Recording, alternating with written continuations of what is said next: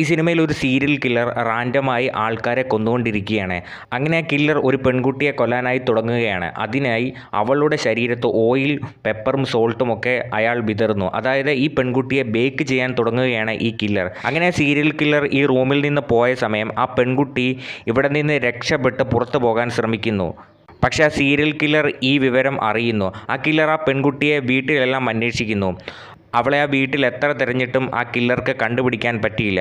അങ്ങനെ അവൾ ഒളിക്കാനായി ഈ വീട്ടിലുള്ള ഒരു റെഫ്രിജറേറ്റർ തുറക്കുമ്പോൾ അതിൽ മറ്റൊരു ലേഡിയുടെ ഡെഡ് ബോഡി ഇരിക്കുന്നു. പക്ഷേ അവൾ മരിച്ചിട്ടില്ലായിരുന്നു. എന്തിനാണ് ഈ സീരിയൽ കില്ലർ ആൾക്കാരെ തുടർച്ചയായി ഇങ്ങനെ കൊന്നുകൊണ്ടിരിക്കുന്നത്? ഇതിൻ്റെ പുറകിലുള്ള മോട്ടീവ് എന്താണ്? വളരെ ഒരു മികച്ച സ്ലാഷർ സിനിമയാണ് ഇത്.